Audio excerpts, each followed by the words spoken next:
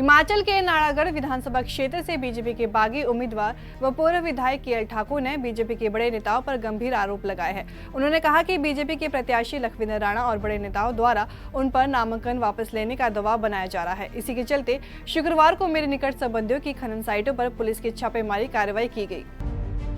KL Thakur ने कहा कि पुलिस की ये कार्रवाई राजनीति से प्रेरित है। क्रशर मालिक व पूर्व विधायक केएल ठाकुर के बेटे ने बताया कि उन्होंने 3 साल पहले खनन विभाग से इस खनन साइटों की परमिशन ली थी, जिसके कागज भी पुलिस को दिखाए गए। बावजूद इसके पुलिस ने इन साइटों पर छापेमारी की और टिप्पर और पोकलेन मशीन को जब्त किया।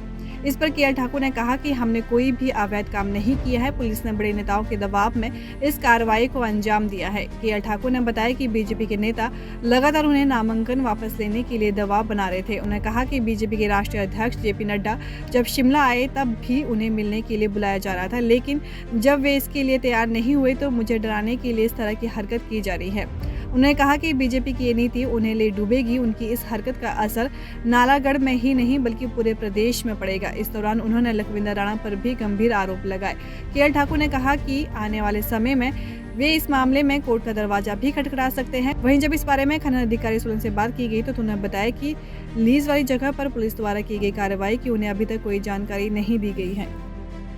हाँ, ये मुझे पता लगा। मुझे अभी पता नहीं है कि मैं तो इसमें बिजी हूँ, तो मुझे पता लग रहा है कि ऐसा कर रहे हैं वो। इसका कर रहे हैं तो प्रेशर टैक्टिक्स है उनकी, चुनाव ना लड़े। मुझे लगता है बचकाना हरकत है उनकी। वो जो है मुझे लगता है बिल्कुल बौखला गए हैं। और अब तो पक्का मैं कह सकता हूँ जमानत जब्त होगी। इसका असर यहाँ नहीं पड़ेगा, पूरे हिमाचल में पड़ेगा अगर ऐसा कर रहे हैं। मुझे पता नहीं अब क्या क्या कर रहे हैं वो। हमारा एक भी काम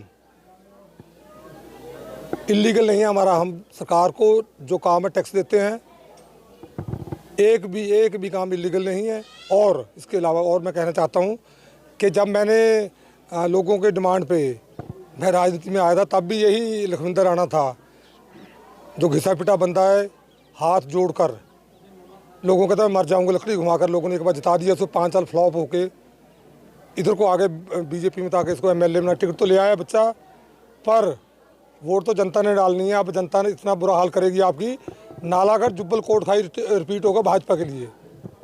जब आपके पास लीगल डॉक्यूमेंट थे सब कुछ है, उसके बाद ये बिल्कुल पंजाब कल्चर है। पंजाब में तो धक्का होता है या दूसरे स्टेट यूपी बिहार में होता है, ये इन्होंने बना लिया है। इससे पूरे हिमाचल में फ़र्क पड़ेगा। और कैसे कहते हैं विनाशकाले विपरीत बुद्धि, जो हमारे परिवार का हमारे संबंधियों का हो सकता है। मेरा कोई कारोबार नहीं है, मुझे FIR का भी नहीं पता है। हाथ इसमें मिलता है सरकार का है। सरकार का लखविंदर राणा उसका भाई है जिसने सारी उम्र लूटा है।